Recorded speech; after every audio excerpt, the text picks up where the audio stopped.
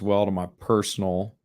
So, okay, we are live on your personals. We'll have to find you. You know what? Let me do this. I'm going to go to my personal page and I'm going to share it to my personal page and then you can grab it from there. How's that? Okay, cool. That works.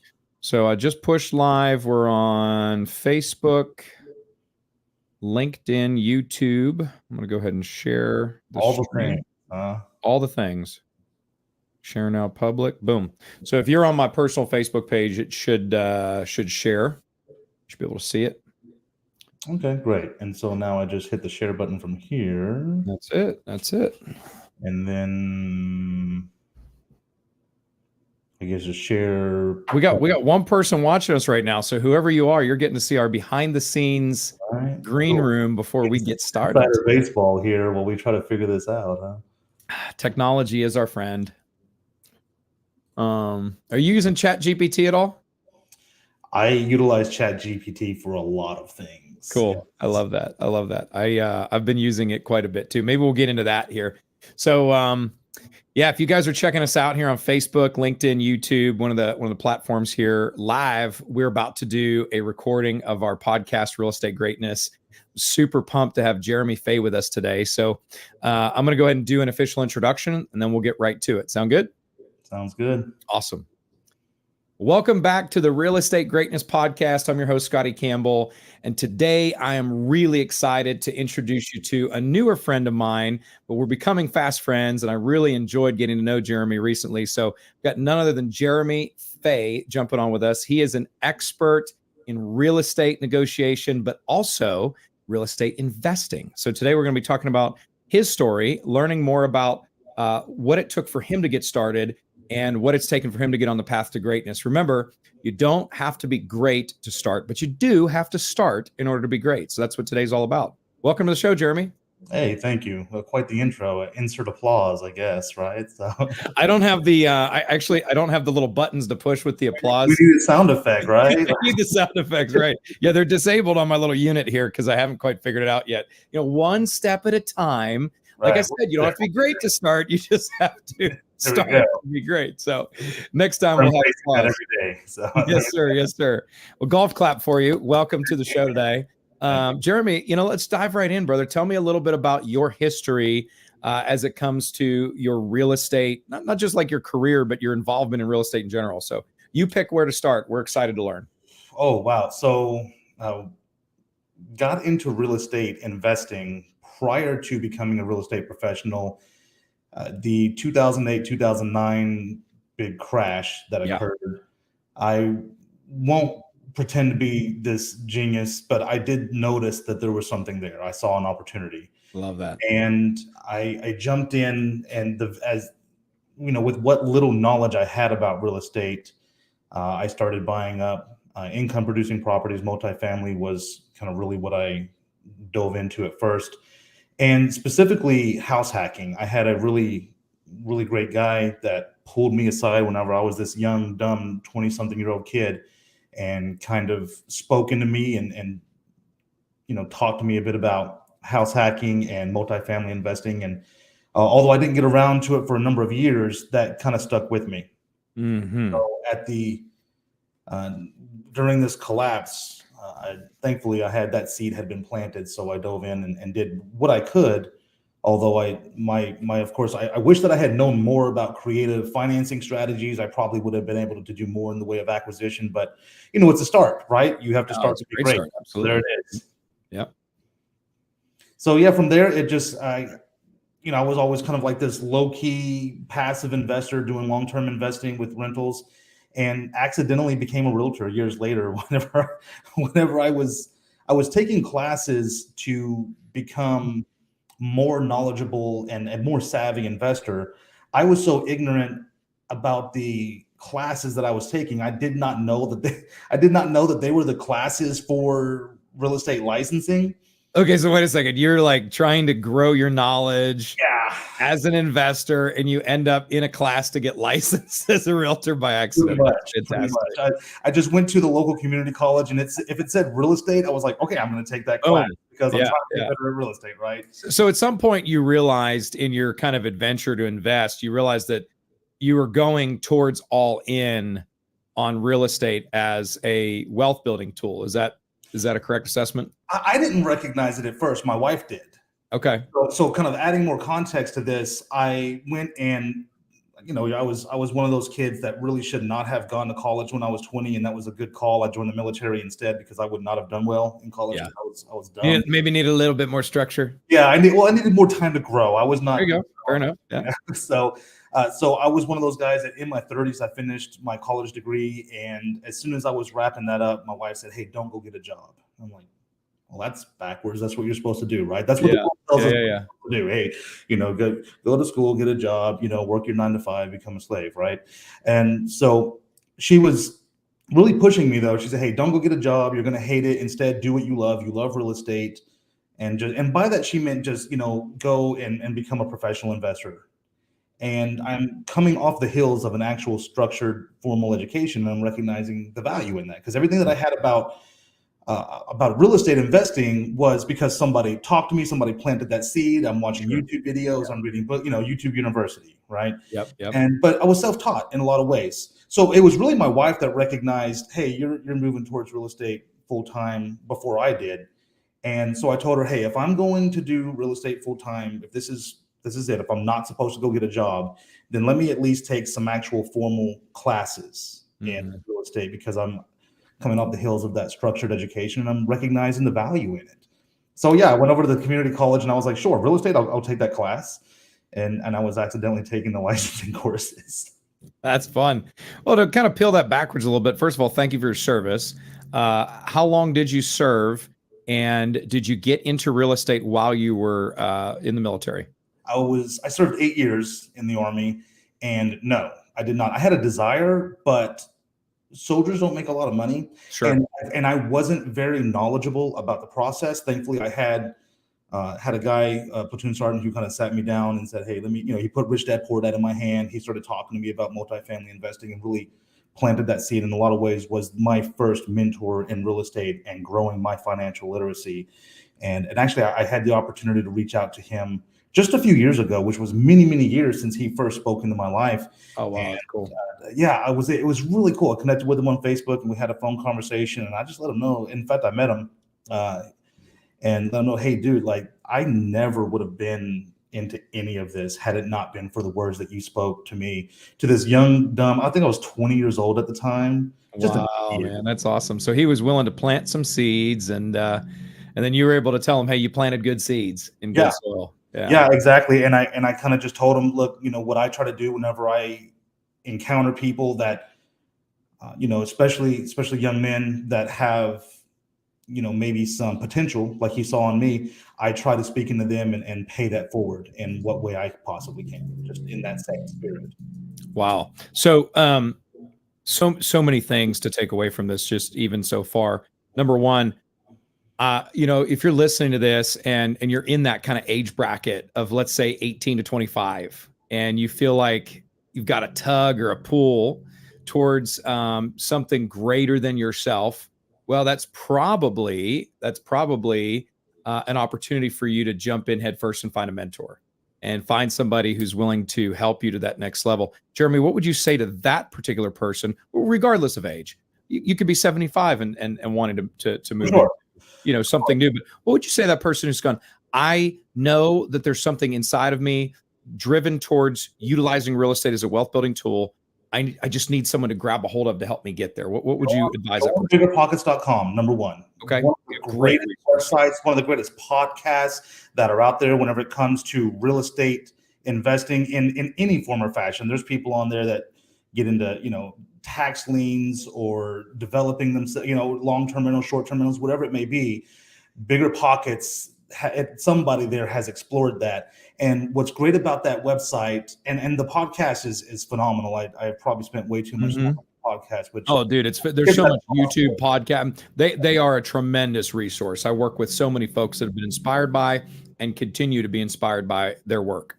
Yeah, hop on there. The cool thing about Bigger Pockets is kind of the spirit of Bigger Pockets is such that people will freely give of themselves and their knowledge. They've hit that 10,000 hour point where they are that expert, and they're not on there, most people aren't your gurus that are going to charge you X number of dollars for their course or whatever. They'll just talk to you. And there's people that have made millions of dollars in real estate that just want to help people. And that's so great.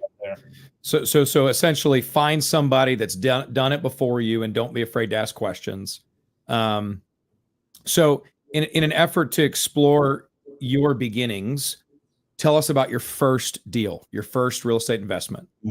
My first deal was a primary residence that I bought using my VA loan, which was great for me. It's the barrier is very, very low. It's zero down. I had to pay maybe just a little bit of the closing costs, some of the transaction costs that were associated with that.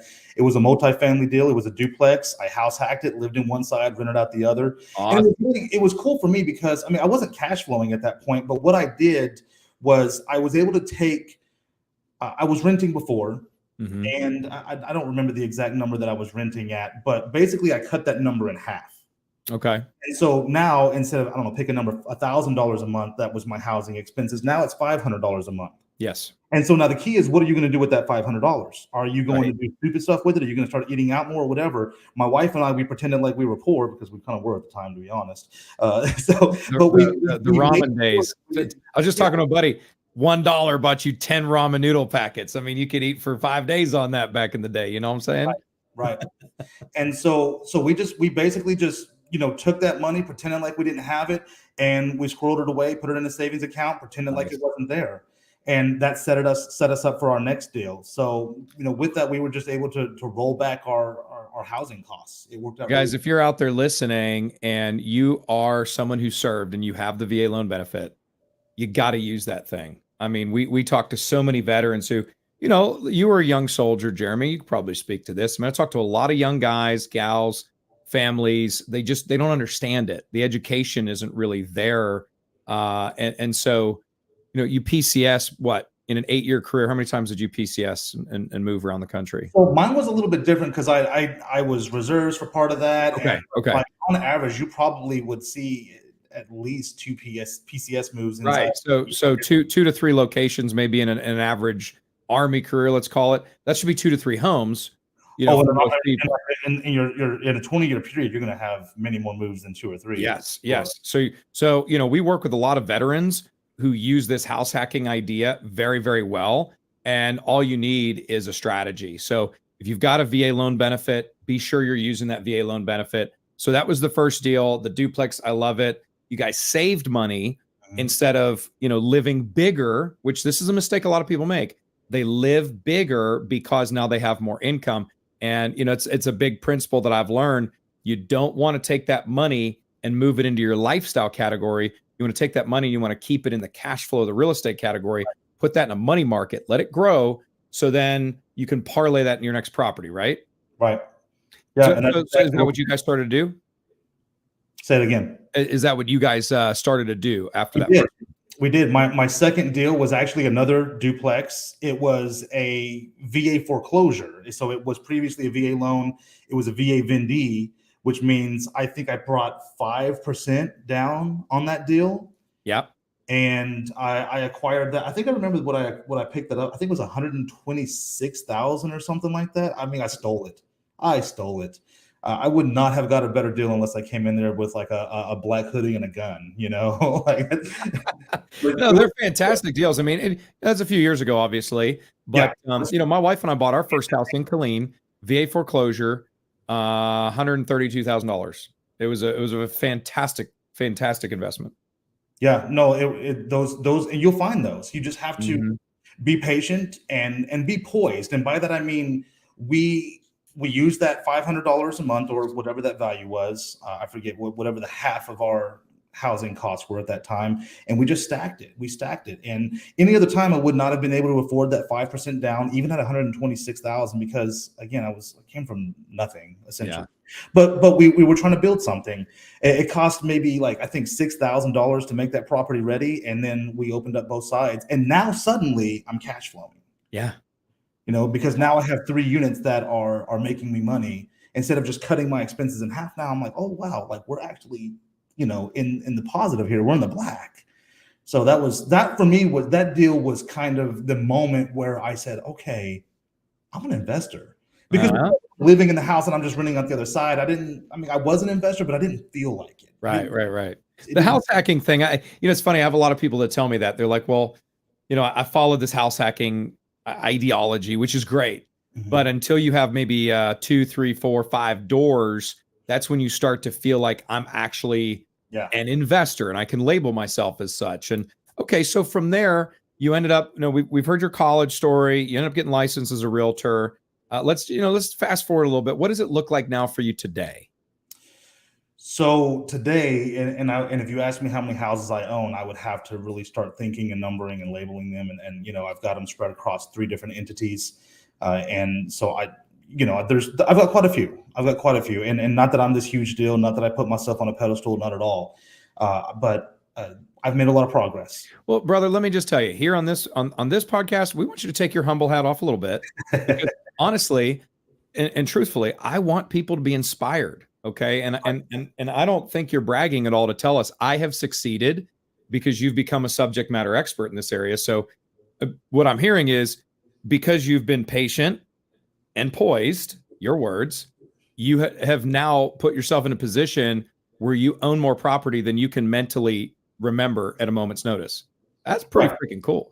Oh, thank you. Yeah. Well, cool. And I'm always moving, always churning. I've got a couple that I'm unloading right now and maybe looking to make some more acquisitions. I've kind of got a combination of short and long-term rentals right now. So you guys are doing like the Airbnb, like overnight. What's your, man, so many questions there. Okay, because people are curious about STR, short-term rental, right? People are very curious. Can you make it work? Is it collapsing? What's happening with? We're recording this in September 2023. Real estate looks like, from the news media's perspective, that it's on its head. It's clearly not. Still working. So the short-term rental game, if you will, how's that working for you? So it's worked out pretty well, and for a long time, short-term rentals were the wild, wild west at investing. Now, governments are beginning to get involved and introduce some regulatory practices. I know here in my local area, city of Killeen, I think it was just last year, there was an ordinance that was adopted whereby the short-term rentals have to register with the city. They have to have them inspected once a year. Bottom line is local governments are missing out on the occupancy tax that typically, comes with hotel stays. And, they want a piece of that. They've been missing that for a long time. And I can understand why government would want that for a lot of ways. Short-term rentals were used as a way to kind of circumvent that. Yeah. And so, that will probably just be passed on to the tenant that's moving into that property for that time. The thing about short-term rentals is it's a whole different challenge compared to long-term rental. The margin for error is very, very small. One bad review will destroy you. Yeah. And so your management practices have to be superb. You have to have wonderful, wonderful people that you trust, that can get the job done in the way of turning that property over and making sure that it's done correctly. Because have you been managing them yourself? Have you hired it out? Smart enough to know what I don't know. And there is a partner on the team that prior to going into business, him and I together, he had and still has a very successful short-term rental business, and quickly kind of leaned on him and said, okay, you're going to be the day-to-day operations STR guy. Okay. Nice. Your job. and on that note, it's really good. It's a good thing to say. You don't have to become an expert in everything. In fact, if you try to do everything, you'll never be an expert. That's really good. A good way to put it. So know what you know, do what you do. I had a really good mentor of mine tell me, do what you do the best, and then just delegate the rest. So good. And just do what only you can do. Delegate out. There's a book called Who Not How, written by a guy named Dan Sullivan and Dr. Benjamin Hardy. It's one of my favorite books. And, to this day, since I read that book, I think 2.5 or so years ago, every day when I think about a task that needs done, I think, is this within the highest and best use of my time, because I'm the only one who can do it. And I'm the subject matter expert, and it's worth my time from a $1 per hour perspective, right? Because I want to invest my time in things that make money for myself, for my company. It seems like you think the same way. And so the short-term rentals have been something that you've done well with, it sounds like. And then you also do long-term rentals, like kind of standard Mhm. 1 year type contracts.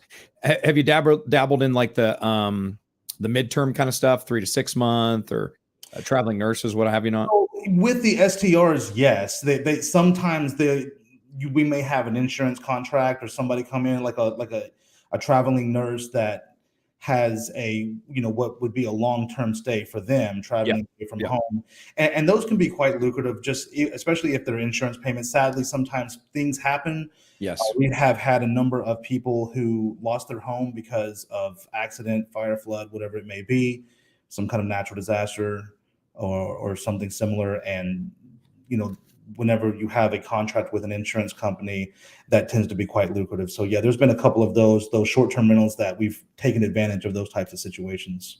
That's great. You got to kind of scrap a little bit, right? And you got to find those opportunities. All right, cool. So you've got a rental portfolio. Let's talk about your day to day. Now, you are working as a real estate agent as well. I love your shirt. It says, "Are you next?" Are you next? You told me before we started and hit the record button, that's kind of become your tagline. So what does that mean to you, and how does that play into what you do all day, every day? So by saying "Are you next?" and without you said I can take my humble hat off just a Of little course, bit brother. here. Come on. Okay? Yeah. I know that what I do well, and and Mhm. and I and I and I say that with some humility, but also at the same time with a lot of confidence. And I know that the clients that I serve, go and look me up. You're not going to find a bad review. It's awesome. Everybody says that they were happy to be a part of that, and the sentiment is shared as well. I'm happy to be able to help. So To be whenever I part of their ask, journey. Yeah. yeah, exactly. So whenever I ask the question, "Are you next?"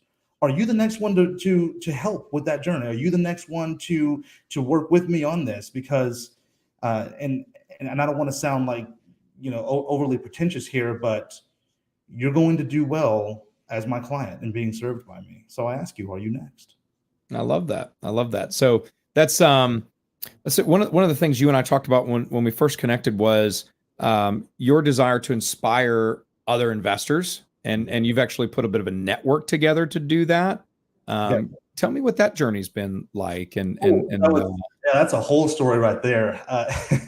So for a long time, even prior to becoming a licensed real estate professional, I was always on the lookout locally for an organization that was meeting face to face, but in the spirit of bigger pockets. Like I mentioned previously, yeah, phenomenal people on there that are willing to help others, and I could not find anything that went beyond, oh, this pay to play. Oh, sure, come hang out with us at this restaurant. And the only thing it is a pitch for their program where they're going to, oh, sure, we have different tiers. We have a yeah, bronze, a silver, and a gold where, you can start at $10,000 and end up upwards of like $30,000 or more. And then we'll teach you how to do this. really just to be part of it, right?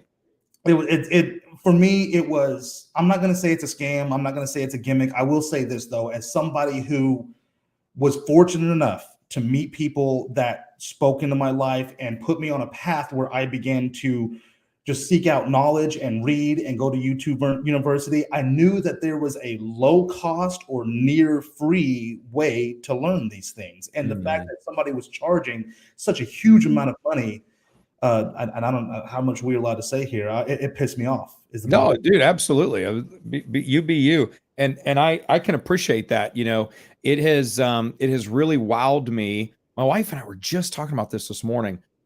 We have both, my wife and I have both really gotten a lot of fulfillment over the years out of, we've worked hard to make the mistakes and kind of skin our knees from time to time and get the knowledge that we have.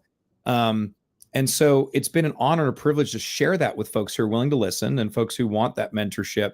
It's amazing to be, and I'm not knocking it because I guess I just don't fully understand it, but it's amazing to me how many folks are really charging a lot of money to share their wealth of knowledge that I believe that God has blessed them with, Right. as opposed to saying, you know what, let me share this generously so that I can pull in other people in my circle, which ultimately is going to fuel the business that I'm in, as opposed to, well, I'm going to charge you up front to learn what I learned and know what I know. I don't know. It's just, I love the heart that you're coming at this with. Well, and I have to be careful here because I don't want anybody to feel attacked, and I fully understand that time is value. I Sure. get that. 100%. My time is valuable. Absolutely. However, at the same time, so whenever I decided to form this local real estate meetup group, the unintended consequence of that, and just like you just kind of made a reference to, I met people that saw my spirit and saw my professionalism and said, "That's who hey, I want to be next." Yeah. Yeah. Oh, You yeah. I know? love it. And so I have been able to connect with people, especially fellow investors, and investors like working with investor realtors. Again, 100%. I don't want to attack people, but there's a lot of realtors out there that they do really well with a family that has 2.5 kids, has two cars, and they're looking for the white picket fence. That's great, but not many realtors out there can have that conversation with an investor and understand cash on cash return and the ROI and the Yep. capex and all these different things. Yep. So because of that, and because of my being uniquely positioned as at the intersection of both an investor and a real estate professional, people sought me out. And just by virtue of trying to just create an environment in the spirit of bigger pockets, people say, "Hey, Jeremy, I got a deal here. Will you help me with it?" So that's come back to me. And guess what? I didn't have to charge anybody for it. Yeah.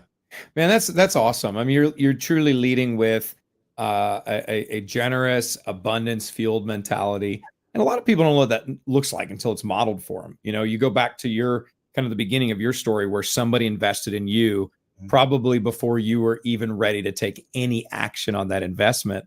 But as you work through your early years of adulthood, all of that just started to kind of bubble up out, and Yeah. then you become an accidental realtor and you build this business. So I guess I'm kind of curious a little bit about what business looks like today.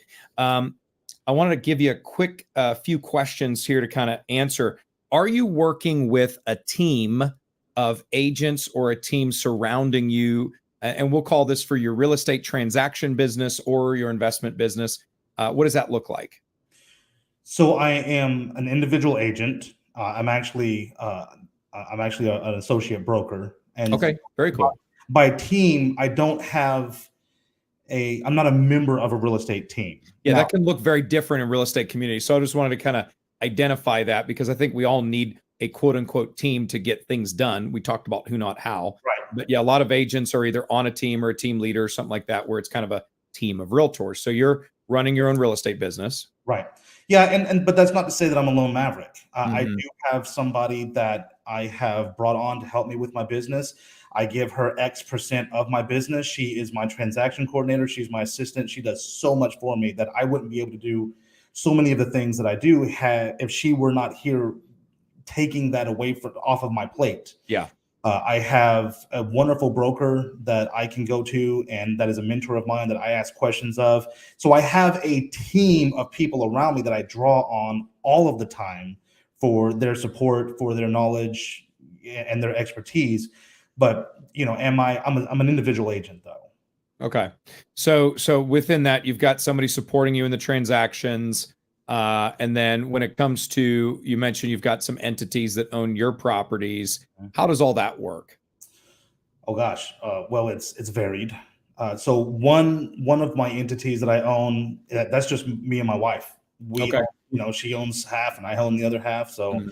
hopefully it's never goes south. Otherwise, she's taking half of everything I have. So, well, she loves me. I love you, baby. No, that's So I that's have two other so you entities. guys have that as kind of a family investment portfolio, so to Right. speak. Yeah. So that's Yeah. that's just her and I that own that, and then we have. I'm involved with two other entities where Okay. there are three partners in each of those, and we own some different properties in each one of those as well. So. Okay, so because I'm a finance guy and I'm all about helping people understand how, you had even mentioned, I wish during the crash I knew more creative ways to finance properties. So let's just kind of talk about the how a little bit, if you don't mind. If you're going to go and if you're going to go acquire the next property right now, what does your strategy look like as far as how you do that? So hard money is really useful for just the acquisition itself. Okay. And definitely with hard money, you want to make sure that you have some kind of an exit strategy. Otherwise, you're going to get locked into this hard money deal. And every time you extend, you're going to have to, buy another point or whatever it may be. Right. and that can sometimes get painful. So, but hard money as an acquisition tool is great to use. You have a number of different types of lending programs that are out there. Uh, DSCR Mm-hmm. is also good to use. I've even heard of people using a HELOC and just Yep. basically using this as a ginormous slush fund slash credit card, Right. provided they have enough equity, and then they Right. can do their acquisitions with that. Whatever they want to do on the backside of that, if they want to, basically burn it and then refinance out of it, or sell it, flip it, and then you just pay your HELOC back.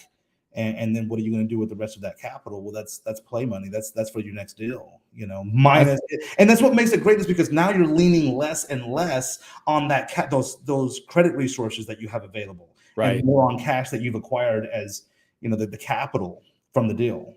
Well, there's a lot of people out there that if you scroll social media, if you look at you just Google real estate investing, people talk about OPM, other people's money. Yeah. And I think that's an important element to this thing. It sounds like you're using a strategy to multiply your capacity, and you're using leverage in a good way, because debt's not a bad thing if it's used properly, if it's leveraged properly. Not at all. It's pretty necessary to the growth of something like a real estate portfolio. Now, do you guys do any flipping? I'm not a huge fan of flipping, just basically because so flipping is great. I'm not attacking flipping. Flipping is great as a kind of a capital building tool. Absolutely. If you're like, oh, I need to make 20, 30K to make some other future deal work, or maybe you have a long-term plan of getting into some kind of a large multifamily, an apartment complex or something, and you need to generate capital to make that deal happen. Yeah, flipping is a great strategy for that. My deal is this, and maybe this is just my own little thing. I've sold a couple of properties that I wish I had never sold. Sure. And so now it's in my head. I'm like, man, I don't ever want to let anything else go again. Now I just want to I'm like Pokemon. I'm trying to catch them all out here. I love it. I love it. Okay. So I don't want to let anything go. I will. And if something's a problem, you let then the exception to that is if you have a liability in your portfolio. Oh, absolutely. Well, I mean, and let's run through that real quick. You mentioned BRRRR, BRRRR. Are you serious? We're pirates now, right? Buy, renovate, rent, refinance, repeat, right? So in your strategy, you're generally holding on to what you acquire. So you're looking to buy a property. Let's say you use hard money to do that. And then chances are you're going to be using that hard money or your own personal capital to, say, rehabilitate the property, or at least get it ready for rent, right? And then do you guys have contractors that are kind of just in the wings waiting? Do you have somebody that you use regularly? How does that work? You need to. If you don't, then, I mean, I understand whenever you first start out, you may not have that regular trusted guy. Yeah. But in time, you definitely need to build out that team. Now, the problem that I always experience is, as soon as somebody, you begin to work with a contractor, handyman, whatever it may be, as soon as they get good, they're hard to get a hold of. Sure. And that is actually one of the biggest challenges I hear from investors, especially when they're a little bit early on. They're kind of inundated and frustrated with, especially if they work a full-time job, right? They're inundated and frustrated with that process. So do you have a few that you work with? What's your solution been? So I do have a few that I work with. What I have found, though, that works best, and this may seem a little realpolitik, but this is what I have found works best. If you keep that person employed and you just move them from one project while you're lining up the next, move from one to the next, and you become their meal ticket, the other people can't get a hold of them. That's wisdom, though. I mean, that's really basic wisdom.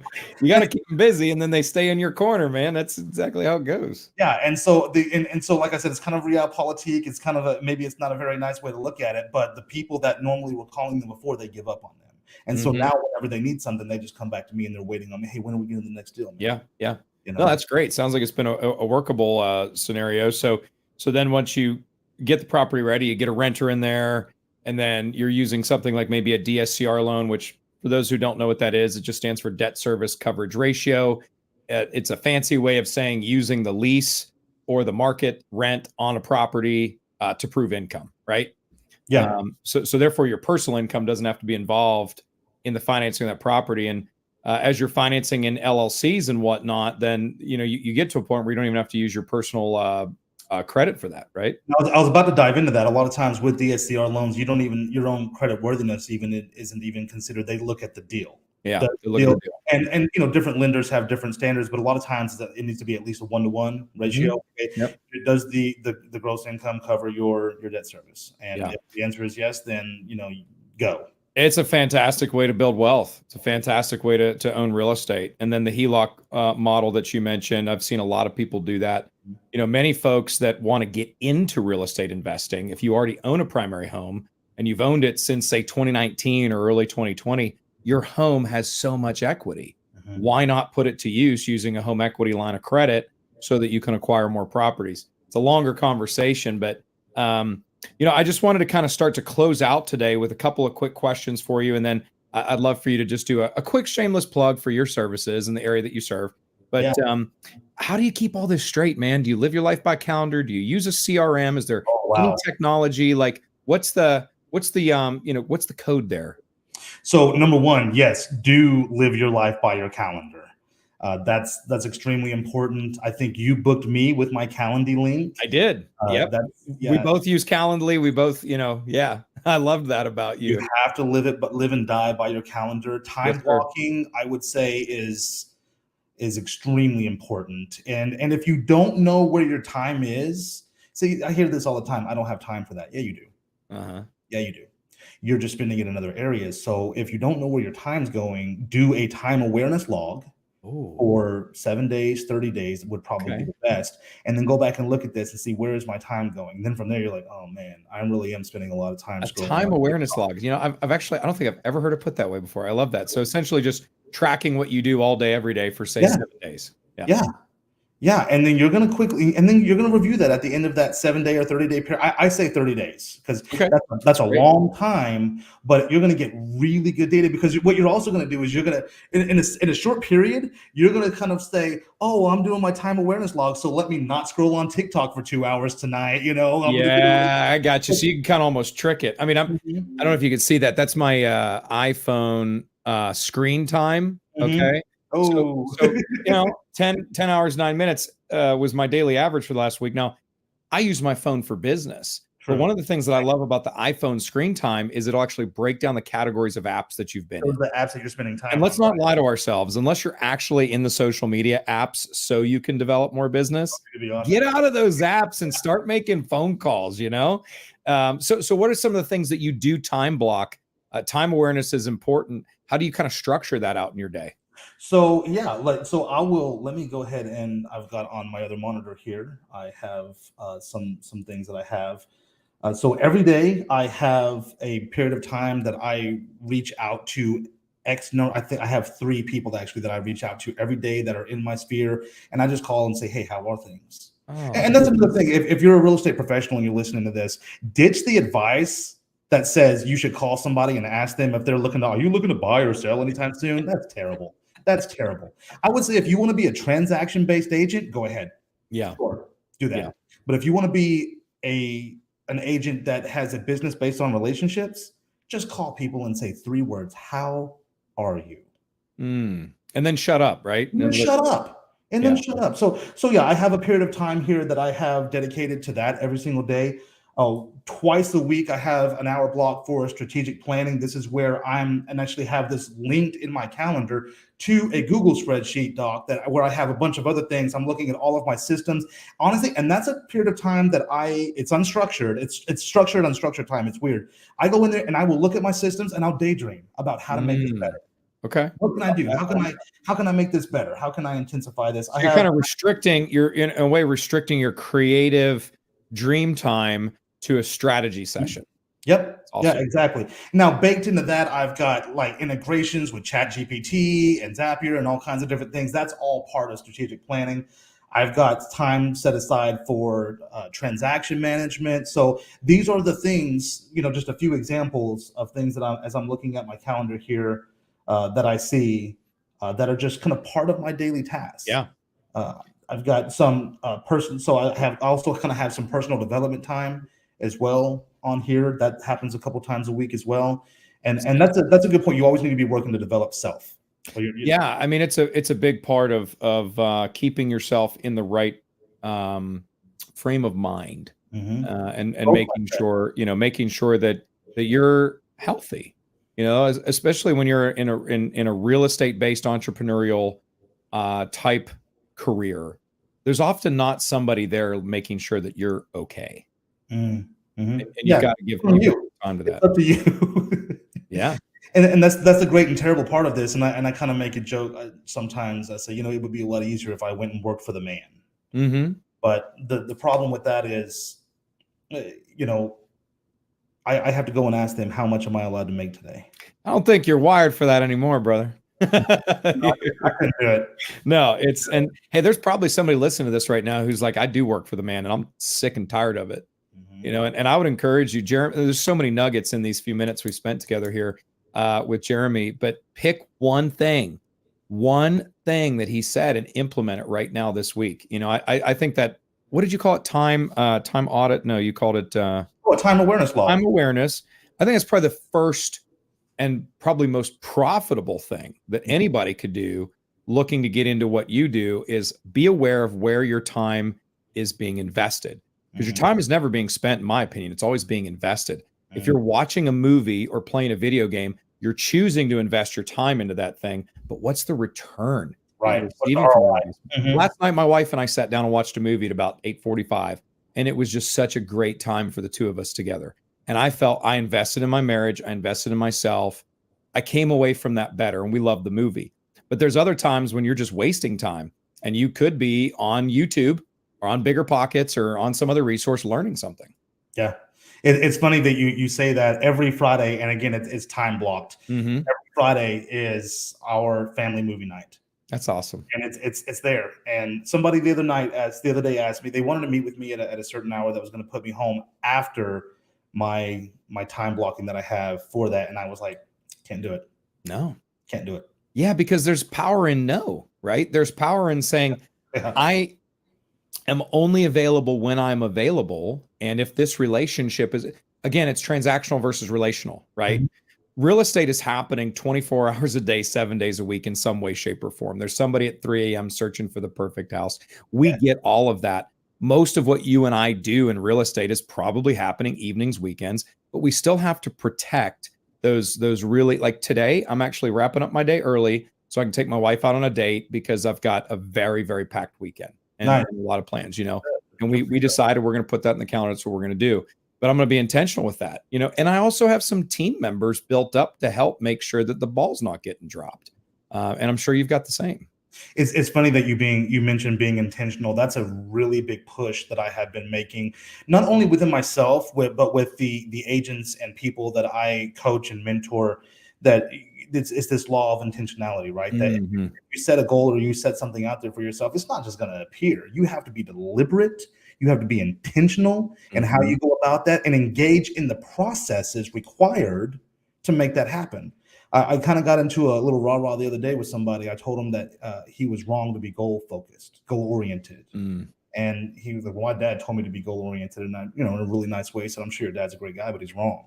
Yeah. Instead of being goal-oriented, you need to be process-oriented. And if you just focus on that process and do that every single day, then the end result and it starts to manifest off to the side because you're looking forward, you're looking at your process.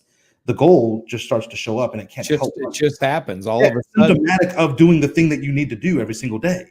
What is it that James? Have you read the book by James Clear, Atomic Habits? So I'm really bad at reading like half a book, and then I'm me too.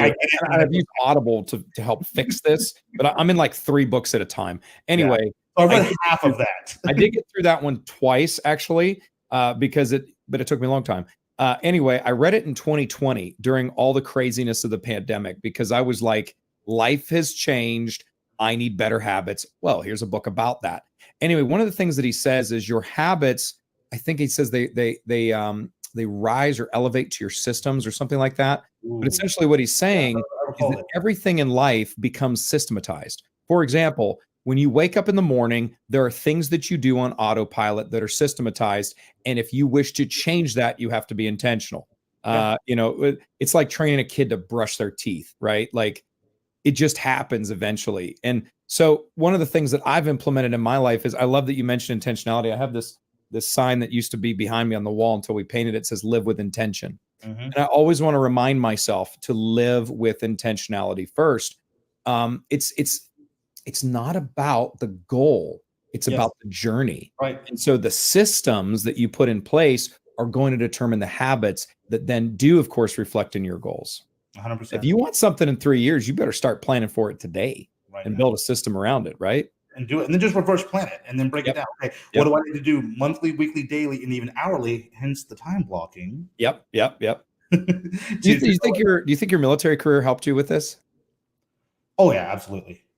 Absolutely. And even if nothing more, because the experiences that I endured when I was in the military, and I do say endured, and that's intentional the way as I say that, there is, and because of my experiences in my combat deployments, I have a certain emotional and mental resilience that Yeah. otherwise I would never have in life. Yeah. And so now a lot of times whenever I am faced with something that seems just overwhelming, I do have a lot of confidence in my own abilities and my own mental and emotional toughness to persevere through that.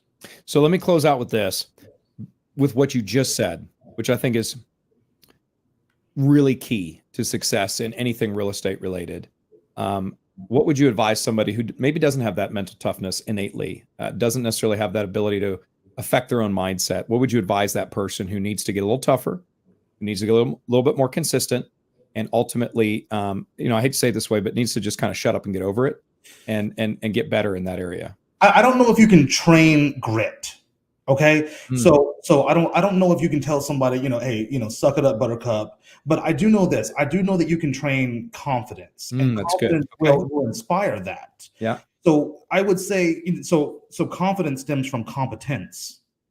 And then competence just simply comes from good training and being Give me some good one-liners here, man. well, hey, I'm all about the sound bites, baby. There you go. Confidence stems from confidence stems from competence. Is that what you said? That's amazing. Right. And so that in turn comes from good training and good education. So the root of that, I would say to that person, that instead of telling them suck it up, buttercup, you need to drive on, how about we talk about educating that person? How about we talk about training them and coaching them the right way? And then they become competent. Then they start feeling better and more confident in self. And that will inspire that grit.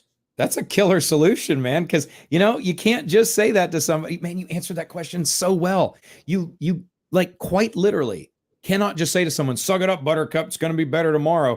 Because they don't know what to do. They're just going to fall out of the race, man. Right. They're going to fall out of the race. And I don't know about you, but I've seen a lot of people on the journey who just give up too soon. They give up right before that breakthrough. Mm-hmm. And so I think you're totally right about that. If we can get them competent, then the confidence grows. Yeah. And then from confidence, it plants seeds that sprout into grit and perseverance and all those things. Mm-hmm.